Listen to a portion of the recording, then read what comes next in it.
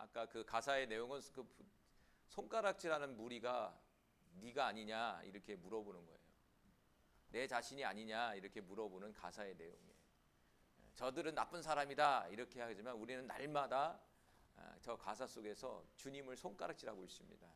그건 뭐냐면 주님 뜻대로 살지 못하는 것, 그리고 주님 앞에 순종하고 불순종하는 모든 불순종하는 그 모습들이 바로 저 예수님을 십자가에 못 박는 무리와 같이 우리가 그러한 지금 삶을 살고 있다는 것을 지금 가사 내용 속에서 우리에게 지금 말해주고 있는 거죠. 저 무리가 바로 내 자신입니다, 여러분. 저 나쁜 이스라엘 사람이 아니라 바로 우리 자신을. 여기 좀 꺼줘봐요.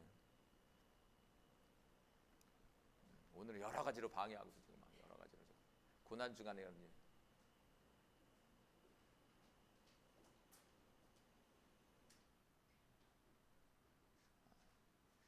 그게 바로 우리 자신이기 때문에 한 주 동안에는 우리가 회개하면서 하나님, 제가 저 사람들입니다. 제가 주님이 십자가고 주님이 십자가 앞에서 조롱한 바로 제 자신의 모습입니다 라고 우리가 한 주 동안에 회개하면서 우리 자신을 깨끗하게 하고 정결하게 하면서 나갈 수 있는 한 주간이 되기를 간절히 소망해요. 오늘 다니엘의 말씀처럼 하나님의 얼굴을 기쁘게 하지 못한 온 이스라엘, 다시 말한다면 구약에 나오는 하나님의 백성들이죠. 여기 이것도 구약에 나오는 하나님의 백성들이 그랬지 이렇게 얘기했지만 우리의 삶을 적용한다면 한 주 동안에 내가 하나님의 얼굴을 정말 기쁘게 해드렸는지, 아니면 하나님의 얼굴을 인상 쓰게 만들었는지, 아니면 내가 한 주 동안에 하나님의 얼굴을 환하게 했는지 우리 자신을 돌아봐야 돼요, 여러분. 그래서 날마다 우리가 돌아보는 가운데 우리 자신을 체크하고 어떻게 하면 하나님을 기쁘게 할 수 있는 것일까라는 것을 늘 생각하면서 우리가 한 주 한 주 하루하루 그리고 한 시간 몇 초 우리의 모든 24시간을 그분을 생각하면서 동행할 수 있는 우리 모두가 되기를 간절히 소망합니다. 우리가 계속해서 다니엘 9장을 보고 있는데 다니엘 9장은 철저히 다니엘이 민족적 회개, 더 나아가 자신과 민족적 회개를 철저히 하고 있는 그런 장면이 지금 9장이에요. 9장 전체의 내용은 거의 이 다니엘이 회개하는 내용이란 말이에요. 주님 앞에 철저히 하나하나 찝으면서 자신의 민족과 자신이 지은 죄들을 주님 앞에 낱낱이 지금 고백하고 있어요. 그런데 중요한 것은 뭐냐면 이 낱낱이 이 다니엘 한 사람의 이 회개가 결국에는 하나님의 역사를 이루고 더 나아가 하나님의 그 마지막 때 계시의 그 내용까지도 이 다니엘이 받게 되는 내용이 바로 이 9장의 내용인 거죠. 그만큼 이 회개라는 것은 너무나 중요합니다, 여러분. 우리 자신을 돌이키는 것이 너무나 중요해요. 그리고 더 나아가 우리 자신을 자꾸 돌아보는 것이 너무나 중요한 거예요. 그 은혜를 잃어버린 그 순간 우리의 마음은 굳어지고 죄를 짓기 시작하고 예배가 멀어지기 시작하고 기도가 멀어지기 시작하고 하나님의 음성이 들리지 않고 일상생활 속에서 하나님이 느껴지질 않는 거예요. 그러면 그거는 빨간불이에요. 그게 바로 이스라엘 백성이었다는 것이죠. 나름대로 열심히 살았어요. 열심히 신앙생활을 했지만 하나님이 없었어요. 자기 나름대로의 하나님을 만들어냈죠. 자기 나름대로의 하나님을 느꼈지만 정작 하나님의 임재는 없었다라는 것이죠. 이것이 큰 문제예요, 우리에게도. 자, 오늘 말씀 본문으로 들어간다면 10번째 같이 읽어볼까요? 9장 13절에 하나님의 얼굴을 기쁘게 하지 못했다. 이것을 이제 다니엘이 하나님 앞에 이제 회개하고 고백하는 내용이에요. 자, 9장 13절 말씀 같이 읽어봅니다. 모세의 율법에 기록한 대로 이 모든 재앙이 이미 우리에게 내렸사오나 우리는 우리 죄악을 떠나고 주의 진리를 깨달아 우리 하나님 여호와의 얼굴을 기쁘게 하지 아니하였나이다. 자, 13절 상반절에 보면 모세의 율법에 기록한 대로 이 모든 재앙이 이미 우리에게 내렸다. 이 말씀은 좀 오늘 말씀과 좀 벗어나게, 오늘은 종료주일이잖아요. 이 말씀을 딱 듣는 순간에 예수님이 딱 생각나더라고. 예수님의 십자가는요, 모세의 율법에 기록한 모든 재앙과 저주를 대신 지는 십자가예요. 어떤 재앙입니까? 오늘 13절에 보니까 이스라엘 백성이 죄악 가운데 하나님을 떠나고 진리를 깨닫지 못하고 하나님을 기쁘지 못하게 함으로 말미암아 이스라엘 민족이 구원을 받았다. 이스라엘 민족이 재앙을 받았단 말이에요. 그런데 하나님이 감사하게도 2000년 전에 저 예루살렘 땅에, 유대 땅에 인간의 모습으로 오신 거죠. 그래서 율법의 저주를 깨트리기 위해서 이 땅 가운데 예수님이 십자가를 지고 그 십자가를 대신해서 우리를 대신해서 재앙을 당하신 거예요. 그 얼마나 감사합니까, 여러분? 이제는 예수 믿어 구원받고 재앙이 아니라 하나님의 축복 가운데 살아가는 구원받은 하나님의 백성이 되었다는 사실을 우리에게 지금 말씀해주고 있는 것이죠. 자, 오늘 본문으로 돌아간다면 구약 이스라엘 백성은 지금 바벨론 70년 포로 가운데 엄청난 어려움 속에 지금 살고 있단 말이에요. 이스라엘 민족은 마치 큰 재앙을 70년 동안 당하는 그런 세월 속에 지금 살고 있단 말이에요. 그런데 그 원인은 뭐냐면 13절에 본 것처럼 모세의 율법에 기록한 대로 율법을 지키지 못함으로 말미암아 그 재앙을 자신들이 지금 당하고 있다는 사실을 우리에게 말씀해주고 있다는 것이죠. 그런데 지난 시간에 얘기한 것처럼 우리가 하나님 앞에 우리가 하나님을 믿는다는 그 순간, 그리고 예수님을 영접하는 그 순간, 우리는 하나님과 우리가의 언약의 관계가 형성이 되는 거예요. 언약의 관계는 지키는 관계예요. 지키는 관계, 서로가 그런 관계 속으로 들어간다는 것이죠. 자, 그러면 모세의 율법에 기록한 그 언약, 그 언약이 뭐냐? 근데 특별히 이 재앙이니까 부정적인 의미죠. 긍정적인 의미는 율법에 나온 대로 그 말씀대로 지키게 되면 하나님의 은혜와 은총과 축복 가운데 살지만, 만약 그 언약을 어기게 되면 하나님의 저주와 재앙이 임한다고 얘기해 주고 있거든요. 그래서 이 신명기 29장 21절과 29절의 말씀을 여기서 말씀해 주고 있는 거예요. 우리 같이 한번 말씀 한 절 한 절 볼게요. 안 나왔나요?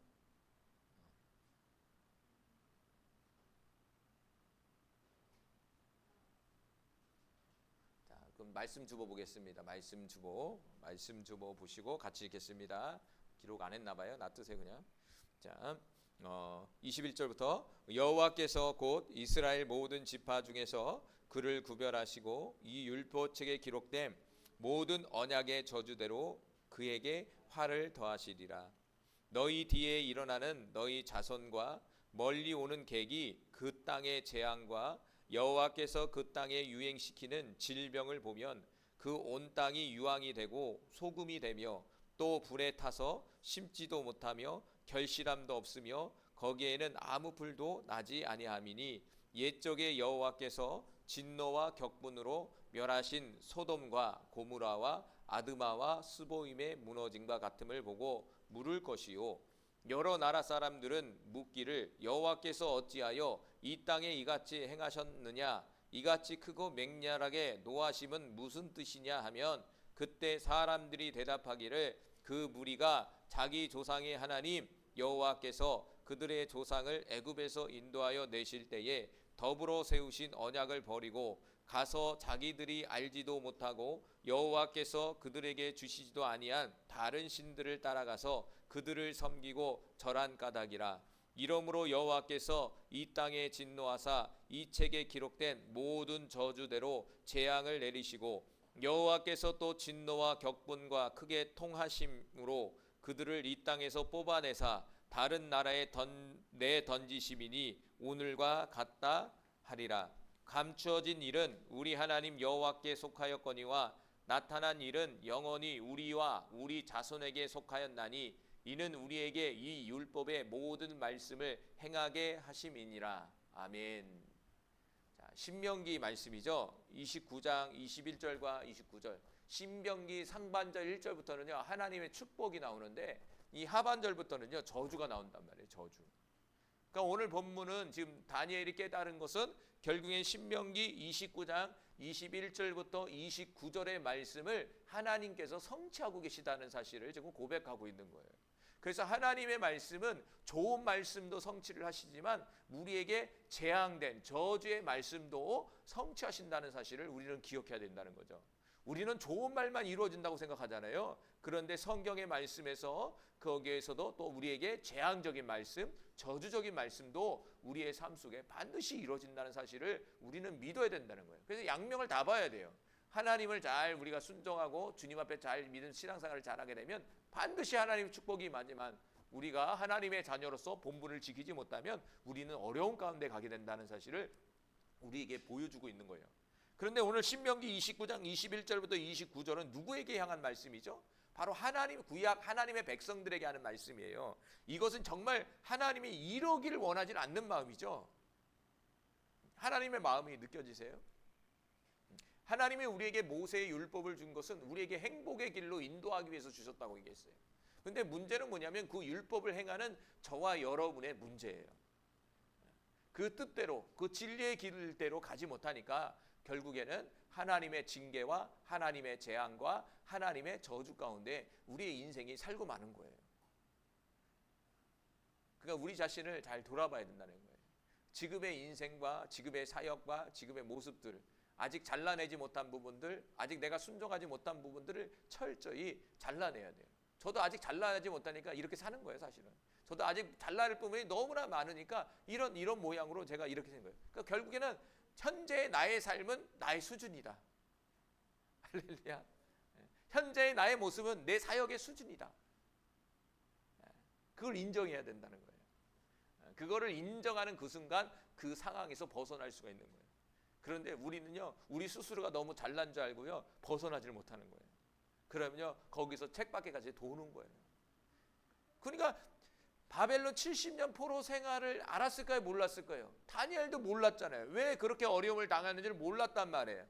그런데 다니엘은 예레미야서의 서책을 통해서 자신의 민족과 자신이 왜 70년 동안 포로 생활을 하는지 이제야 깨달은 거야. 이제야 깨달으니까 회개하기 시작하는 거죠. 그래서 중요한 건 뭐냐면 깨달음이에요, 깨달음. 저는 요즘에 말씀을 하나하나 볼 때마다 마음에 엄청난 깨달음이 찾아와요. 그리고 설교를 한마디 할 때마다 꼭 내 모습을 보는 것 같이 막 와요, 막 이게. 그러지 않습니까? 내 마음이 막 내 삶에 딱 그렇게 보여져, 막 이렇게. 아, 그래서 이랬구나. 할렐루야. 여러분에게도 그런 모습이 보여지기를 간절히 소망해요. 결국에는요, 문제가 있으면요, 그 원인을 알게 되면 해결점이 있는 거예요. 근데 원인을 모르면 해결점이 없는 거예요. 인생에도 그렇습니다. 지금 여러분이 겪고 있는 그 어려움과 고통이 왜 그랬는지 그 원인을 찾아야 돌파구가 있는 거예요. 그래서 중요한 건 뭐냐면 그 원인은 저와 여러분에 있어서 영적인 부분을 찾아야 된다는 거예요.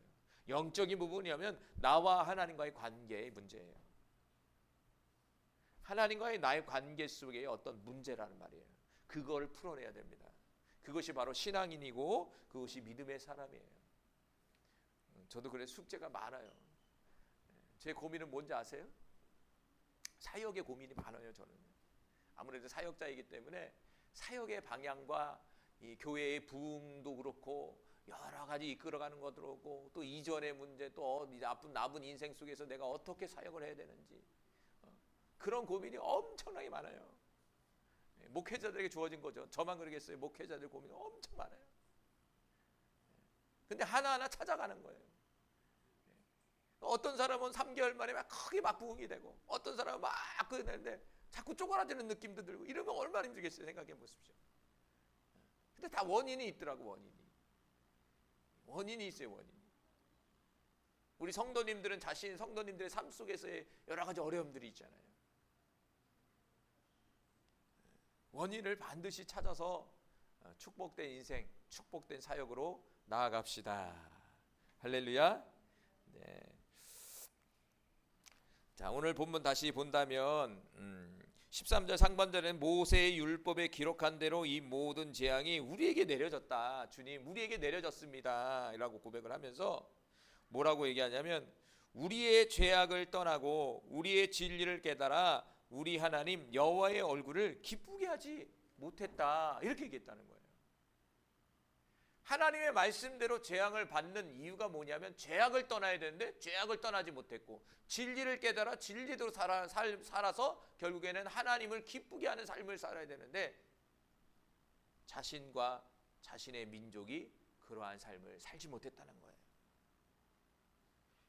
그래서도 얘기했잖아요. 한 주 동안에 아니 나의 인생 속에 하나님이 나를 보고 얼마만큼 웃고 계실까? 주님 만났을 때 정말 주님이 화가 난 모습으로 웃으면서 나를 대할 수 있을까? 아니 현재 지금 주님이 나를 바라볼 때 인상을 쓰고 있지 않을까? 주님이 나를 바라볼 때 안타까운 모습으로 바라보지 않을까? 주님이 나를 볼 때 너무 슬프게 바라보진 않을까? 반대로 주님이 나를 바라볼 때 너무 행복해서 너무 좋아서 바라보고 있진 않을까? 그런 한번 생각을 돌려보세요. 현재 지금 나의 모습에서 주님 나를 어떻게 바라볼까? 주님의 표정.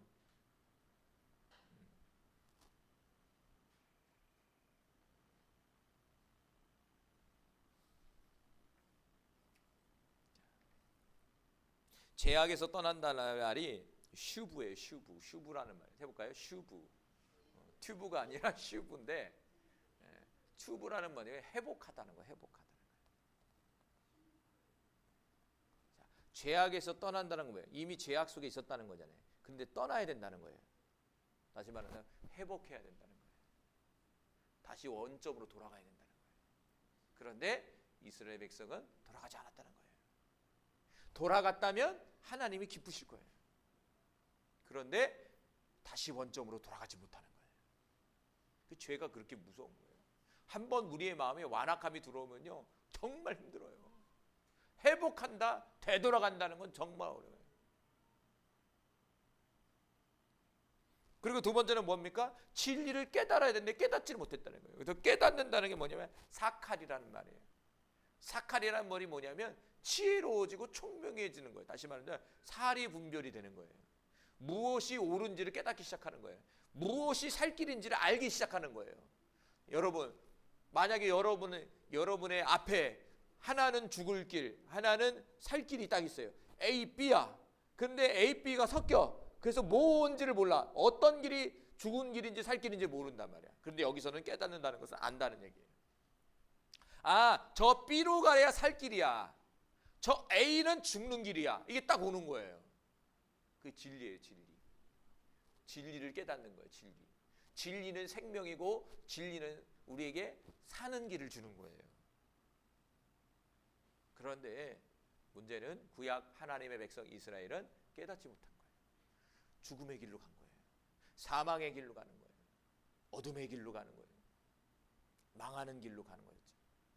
결국엔 어떻게 했습니까? 바벨론 70년 포로 생활을 하고 간 거예요. 나라는 다 망해버린 거예요. 성전은 다 무너져버린 거예요. 깨닫는 거 너무 중요한 거예요. 그래서 저와 여러분이 진리를 깨달아야 돼요. 옳고 그름. 지금 나의 현재 삶 속에서 내가 생명의 길과 사망의 길이 무엇인지를 깨달아서 그 길을 가야 되는 거예요. 생명은 신앙의 길, 믿음의 길입니다. 그게 보이지 않는 것은 나에게 문제가 있는 거예요. 그게 보이지 않는다는 것은 오늘 성경에서 하나님이 기뻐하지 않는다는 거예요. 깨닫게 되면 여러분의 인생은요 하나님을 기쁘시게 하는 인생으로 가는 거예요. 모든 삶 속에 하나님의 축복과 은혜가 함께하는 거예요. 참 어렵죠? 깨닫는 거. 그래도 여러분이 깨달으니까 이렇게 예수 믿고 구원받아서 주일날 예배 나오는 거죠. 그마다도 깨달음이 없는 사람들이 교회 나오기가 어려운 거예요. 교회 한번 발 담갔다가도 가버리는 거예요. 깨달음이 없으니까.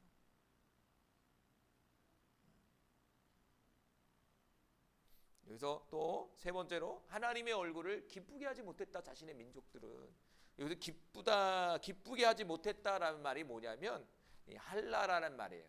할라라는 말이면 병들었다 이 말이에요. 병이 들었다는 거예요. 병이 들었다. 약해졌다 이거예요. 이게 할라라는 말을 딱 보는 순간 아 그렇구나. 이스라엘 민족들이 영적 병이 들었구나. 영적인 병이 드니까 하나님을 기쁘시게 할 수가 없어. 왜? 영적 힘이 없으니까.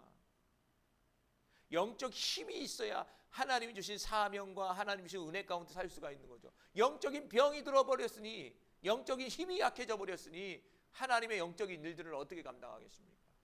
왜 그럴까요? 영의 세계에는 악한 영들이 있어서 그래요. 힘이 있어야 돼요. 힘이 없으면 악한 영들이 휘둘러서 하나님 내가 기도하고 싶어도 기도 못해요. 왜? 악한 영들이 와서 눌러버려요.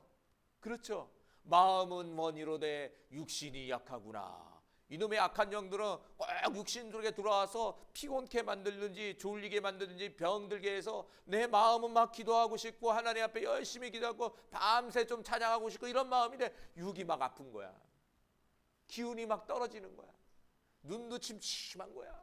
갑자기 배가 우리 승현이 갑자기 배가 아파 기도하면 아유 배 아파. 맞지? 열심히 기도해. 그래도 열심히 막 쫓아내고 그건 잘하는 거예요. 그렇죠? 이상하게 기도할 때 공격하죠.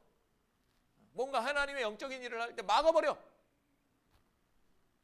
그래서 강해야 된다는 거예요. 영적 힘이 있어야 되는 거예요. 영적 힘이 있어야 떨쳐낼 수가 있는 거예요. 저도 힘들어요. 저도 솔직히 놀고 싶고 아유 뭐 5시간 돌파 기도해 그냥 아유 가서 한숨 자고 말지. 근데 하나님이 저는 좀 종으로 묶어버려 갖고 하기 싫어도 해야 돼요. 주일날 이렇게 말씀 준비해도 하기 싫어도 해야 돼. 묶어놨기 때문에. 저도 사람이에요. 꽃피웠잖아요. 얼마나 좋아. 가서 놀고 싶지. 가서 비행기 타고 어디 가고 싶지. 가서 밖에 나가서 돈 벌고 살고 싶지. 돈 많이 벌어서 어떻게 합니까? 애들이랑 맛있는 거 먹고 집 사서 이렇게 살면 좋지. 요즘에 안 하려고 그러잖아요. 목회를. 이렇게 바닥에 기어서 없는 대로 이렇게 살 수 있겠습니까? 쉽지 않잖아요. 근데 그걸 이겨낼 수 있는 힘이 이렇게 믿음이 이렇게 하나님 주어지고 은혜를 주어지니까 믿어내서 나가는 거죠. 제 힘으로는요 감당이 안 돼요. 그게 보면요. 근데 때로는 제가 영적으로 병들 때가 있어요. 저도 약해질 때가 있어요. 그럼요 그런 마음이 막 수없이 몰려와요. 아직 제가 젊잖아요. 수많은 그런 마음들이 찾아와요. 아이들도 키워야 되니까 제가 가장으로서 그런 마음도 있잖아요. 그 여러분은 얼마나 더 하겠어요? 생각해 보세요. 여러분은 수많은 있을 거야. 아마. 수많은 마음들이 막 들어올 거예요. 그래서 강해져야 됩니다. 영적인 병을 잘라내야 돼. 영적인 약함을 몰아내고 우리가 하나님 앞에 하나님의 얼굴을 기쁘게 하는 그러한 하나님의 성도들이 되기를 간절히 소망합니다. 하나님은 무엇을 기뻐할까? 그럼 잠언서 21장 3절에 보니까 공의와 정의를 행하는 것을 너무나 기뻐하신다는 거. 읽어봅니다. 공의와 정의를 행하는 것은 제사 드리는 것보다 여호와께서 기쁘게 여기시느니라. 아멘. 여기서 제사는 예배예요. 예배 드리는 것도 하나님 기뻐하지만 더 중요한 건 뭐냐면 저와 여러분의 삶 속에서 하나님의 공의와 정의, 이거는 한마디로 얘기하면 진리예요. 진리. 진리대로 살아가는 그 자체, 그거를 기뻐하신다는 거예요. 진리대로 사는 것이 바로 예배예요. 로마서 12장에는 영적 예배예요. 근데 우리는 착각하죠. 진리대로 살지 않으면서 자신의 인생에서 예배 드린다고 그러죠. 여러분 한 주 동안에 여러분 진리대로 사셨습니까? 한 주 동안에 진리대로 결정하고 판단했습니까? 한 주 동안에 진리를 가지고 상대방을 바라봤습니까? 아니죠. 특별히 인간관계 하면서 우리는 진리의 말씀대로 우리가 그 적용했습니까? 저도 그렇게 들으면 없어요. 거의. 사모님과의 관계 속에서 사모님이 서운하게 하면 서운한 마음이 막 밀려오고 애들이 말을 안 들으면 소리를 확 질러버리고 뭐가 안 되면 하나님 왜 이럴 수 있습니까? 라고 그러고. 진리대로 하면 뭐죠? 진리는 사랑이거든요. 사랑이 딱 들어오면 다 용서가 되고 부모가 되는데 이게 안 되는 거예요. 그렇다면 우리는 진리대로 살지 못했다는 거죠. 근데 하나님은 아셔요. 한 가지 깨달은 것은 우리가 진리대로 살아야 되는 건 맞아요. 그렇죠? 그러면 하나님은 우리가 그 진리대로 살지 못한다는 사실을 알면서도 요구를 하시는 거예요. 그럼 저와 여러분에게 필요한 건 뭘까요? 노력이에요. 노력. 그거를 추구하면서 목표를 삼아서 달려가야 된다는 거예요. 그걸 원하시는 거예요. 우리 주님은. 그런데 그 마음마저 없다면 문제가요. 그러다 보면 진리대로 살 수 있는 거예요. 할렐루야. 자, 레위기 22장 21절에 보니까 흠없는 것을 온전히 드리는 것을 좋아한다. 자, 같이 읽어봅니다. 시작. 만일 누구든지 선한 것을 갚으려 하든지 자의로 예물을 드리려 하여 소나 양으로 화목 제물을 여호와께 드리는 자는 기쁘게 받으심이 되도록 아무 흠이 없는 온전한 것으로 할지니. 레위기 22장 21절은 선한 예물이라고 이렇게 단정졌지만 하나님께 뭔가 드려지는 것을 얘기하는 거예요. 하나님 구약에는 예물을 가지고 하나님 앞에 자신의 마음을 나타냈잖아요. 그러니까 여기서는 이제 예물 온전한 예물, 흠이 없는 것이잖아요. 신약적 측면에서 영적 측면에서 뭐냐면 우리의 온전한 마음을 말씀하고 있는 거예요. 우리 하나님을 향한 온전한 마음을 하나님은 기뻐하신다는 거예요. 그런데 온전치 못한 다른 마음들을 가지고 주님께 다가온다는 것, 온전치 못한 마음을 가지고 우리가 삶을 살아간다는 것, 주님이 기뻐하지 않는다는 거예요. 또 적용해 보세요. 그럼 나의 인생 속에서 내가 온전한 마음으로 지금 주님을 섬기고 있는가? 혹시 다른 마음을 가지고 주님을 바라보고 있지 않은가? 아니면 딴 마음을 가지고 내가 예배를 드리고 기도하고 있지 않은가? 아무 흠이 없는 온전한 마음으로 오늘도 이 시간 예배를 드려야 되는데 혹시 마음에 흠이 있습니까? 혹시 지금 하나님께 집중하지 못하고 뭔가 마음에 다른 것 무거움이 나를 누르고 있지는 않습니까? 그 온전하지 못한 마음이에요.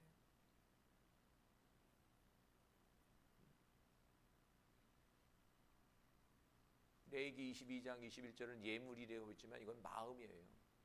그래서 우리의 마음은 예수님 뭐겠죠?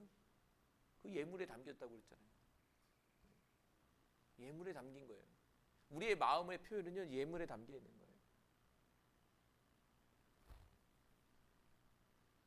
온전한 마음이 되어서 하나님을 기쁘게 하는 하나님의 자녀가 되길 바라요.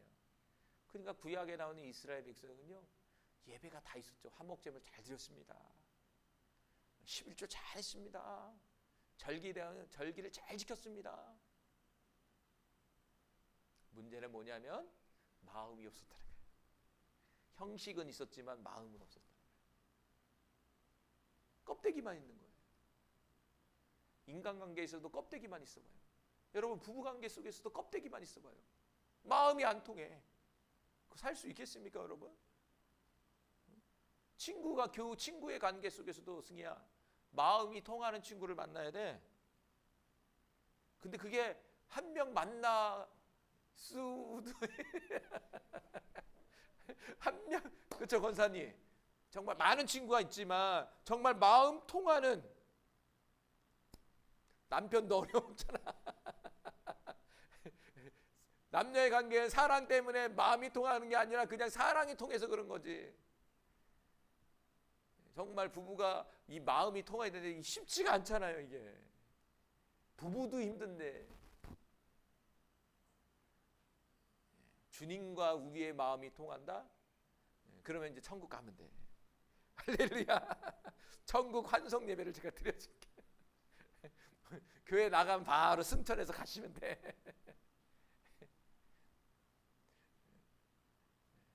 마음이 맞는다. 똑같아요. 목사님과 성도님들이 성도와의 마음 맞는 사람도 그렇게 없어요. 또 성도와 목사와의 관계 속에서 마음이 맞는 거.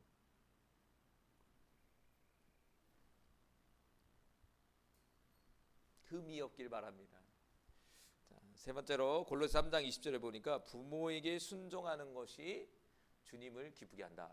이렇게 했다는 거예요. 읽어봅니다. 시작. 자녀들아 모든 일에 부모에게 순종하라. 이는 주 안에서 기쁘게 하는 것이니라. 부모에게 순종하는 것. 그러니까 구약 이스라엘 백성들로 적용한다면 자녀들이 부모께 순종하지 않았다는 얘기예요. 이사야서도 책망하잖아요. 부모는요 하나님의 대리자거든요. 그림자거든요. 그림자이기 때문에 자녀들은 부모에게 순종을 해야 돼요. 그런데 구약 이스라엘 백성들은요 부모에게 순종하지 않는 거예요. 어른들에게 순종하지 않는 거예요. 어른들의 말을 듣지 않는 거예요. 이 청년들이 어른들의 말을 이렇게 살아보니까 지혜가 있더라고. 거기는요 몰랐어요 저도. 근데 보니까 지혜가 있어. 근데 나중에 그 말이 맞아. 딱 살다 보니까 그 말이 왜 그 얘기를 했는지를 딱 알겠다는 거예요. 어떤 분이 그런 말을 했어요. 뱃속에 있을 때가 제일 편해. 사모님이 그렇게 얘기했었어요. 젊었을 때. 힘든데 이렇게 배가 이렇게 나오는데 힘들어 이렇게 다 했는데 어떤 어르신이 와갖고 저한테 얘기하더라고. 생각 안 나요? 알죠? 뱃속에 있을 때가 제일 편해. 세댁 이러고 가더라고. 그때는 왜 그러지? 사모님 나는 힘들어 죽겠는데 뭐가 편해. 빨리 나왔으면 좋겠어. 막다리니까 힘드니까 이렇게 올라오니까 숨도 잘 못 쉬겠고. 승희 때인가 그럴 거야. 첫 이제 날라고 그럴 때. 근데 여자분 알죠? 그쵸? 이때가 편하잖아요. 나오니까 해줄 게 너무 많아.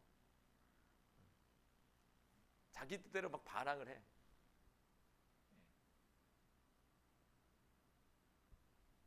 부모에게 순종하지 않았다 이거죠. 부모에게 순종하는 것도 주 안에서 기뻐하게 하는 거예요. 주님을 기쁘게 하는 삶이었다. 그런데 구약 이스라엘 백성은 부모에게 불순종했다. 그래서 구약 율법에는 부모에게 불순종하면 죽어요. 구약 율법에는 부모를 때리든지 부모에게 반항하게 되면 심지어는 죽임을 당해요. 죽이라고 해. 그 자식은 불효자식이라고. 얼마나 무섭습니까? 그만큼 하나님은 그걸 원한다는 얘기잖아요. 부모에게 순종한다는 거.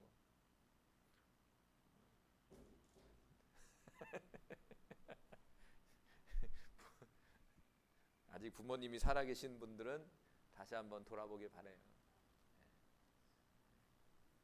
그리고 과거에 내가 부모에게 순종하지 못한 부분이 있다면 회개하시길 바래요. 회개를 하다 보니까 그 엄마에게 사춘기 시절에 그렇게 반항을 했던 그 생각이 떠오르더라고. 나름대로 반항을 했잖아요. 사춘기 시절에 그렇게 말을 안 듣잖아요. 근데 돌아봤더니 저희가 그렇게 말을 안 들었더라고. 참, 뭔 배짱인지. 그 회개가 되더라고. 돌아보니까 애들 켜보니까 우리 승희가 사춘기가 되면서 아휴, 내 할머니 손에 켜거든. 할머니는 얼마나 속삭였을까 내가. 그래 승희 보면 내 모습입니다 주님. 내가 그랬어요. 용서해 주세요.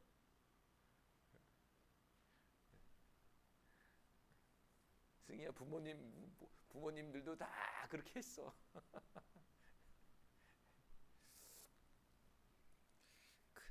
그래서 오늘 본문으로 다시 돌아간다면 이 다니엘이 보기에 하나님의 얼굴을 기뻐하지 못하겠다는 거예요. 성경은 이렇게 되겠지만 더 많겠죠. 하나님을 웃게 만들어야 되는데 인상 쓰게, 슬프게, 고통스럽게 만드는. 아까 서두에 나온 거죠. 손가락질하는 그 무리처럼. 그러면서 14절 11번째는요. 이 재앙을 간직하여 두셨다가 재앙을 내리셨다는 거예요. 그러니까 하나님이 잘못했어? 와, 한 대 맞아. 이게 아니라 하나님은 참은 거예요. 돌이키기를 견디셨다는 거예요. 그러니까 몇백 년을 참았거든요. 자, 14절 읽어봅니다. 시작. 그러므로 여호와께서 이 재앙을 간직하여 두셨다가 우리에게 내리게 하셨사오니 우리 하나님 여호와께서 행하시는 모든 일이 공의로우시나 우리가 그 목소리를 듣지 아니하였나이다. 아멘. 간직했다는 말이 샤카드라는 말이에요. 샤카드라는 말이 뭐냐면 지켜보다라는 뜻이에요. 계속 지켜봤다는 얘기예요. 지켜보고 계세요. 자, 시편 11편 4절 말씀. 여호와께서는 그의 성전에 계시고 여호와의 보좌는 하늘에 있음이요 그의 눈이 인생을 통촉하시고 그의 안목이 그들을 감찰하시는도다. 하나님은 하늘에 그냥 있는 게 아니에요. 우리의 한 인생을 지금 바라보고 계시는 거예요. 그리고 살펴보시는 거예요. 그래서 감찰했다 하는 거냐? 지켜보고 계시는 거예요. 여러분, 주님이 지켜본다라는 거. 여러분, 좋습니까? 싫습니까?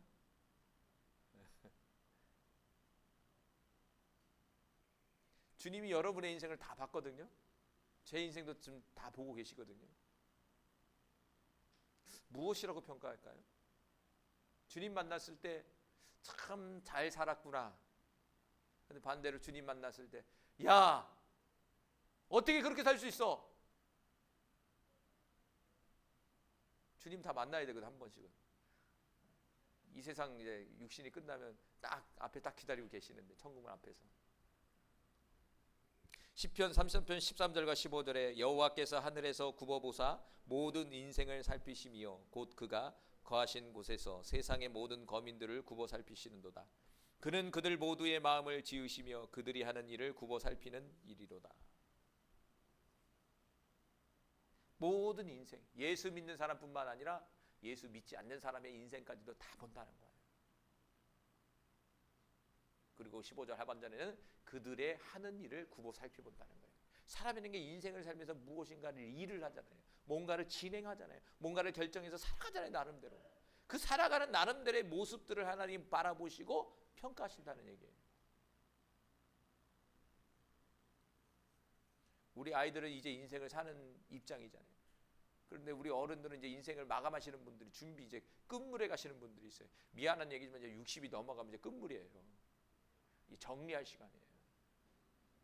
안타깝게 그 시간이 그렇게 가버렸어요. 저 이제 중간 왔어요. 중간. 앞으로 저도 이제 저도 어느덧 이렇게 가버렸어. 40대 후반이에요. 제가 이제 중반 넘어서 이제 세월이 그렇게 빨리 가더라고요. 정리할 시간이에요. 정리할 시간. 주님 날 어떻게 평가하실까? 살펴보신다는 거예요. 과거의 인생 속에 내가 아직 부끄러운 인생 살다면 남은 인생은 또 하나님이 인정하는 인생을 살아야 되지 않을까요?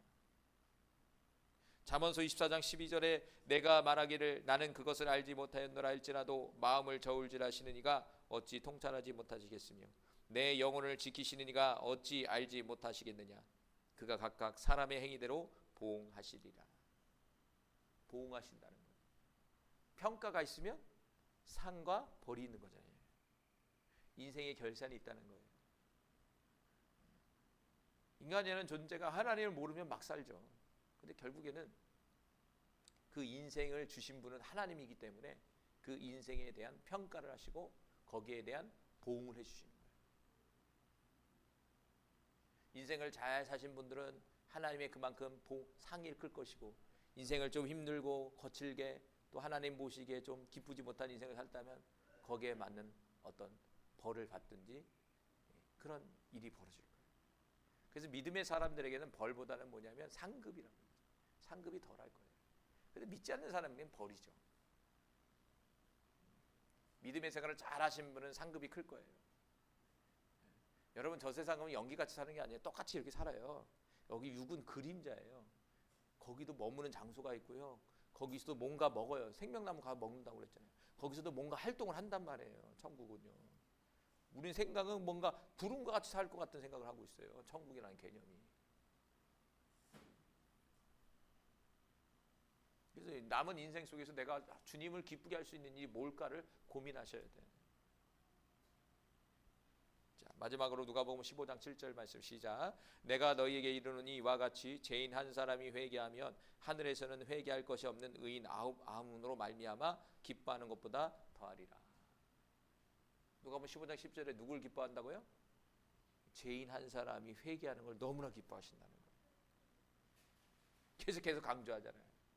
회개는 여러분에게 큰 상급이 돼요. 회개는 하나님을 기쁘게 하는 최고의 방법이에요. 여기는 불신자만 이렇게 지문하면 안 돼요. 저와 여러분도 속해 있는 거예요. 이 부분 대부분 이제 불신자들 얘기하잖아요. 전도할 때 쓰는 거잖아요. 그때만 쓰면 안 돼요. 여러분이, 저와 여러분도 죄인이었잖아요. 회개할 때, 날마다 회개할 때마다 주님은 웃으시는 거예요. 날마다 회개할 때마다 주님은 우리에게 저주가 아닌 축복의 길로 인도해 주시는 거예요. 제일 기쁜 것은 회개하는 겁니다. 그럼 주님 보실까요? 안 보실까요? 보신다는 얘기잖아요. 회개의 모습을 보고 천국에서 너무나 기뻐한다는 거예요. 여러분 그런 일들이 저와 여러분에게 충만하게 나타나기를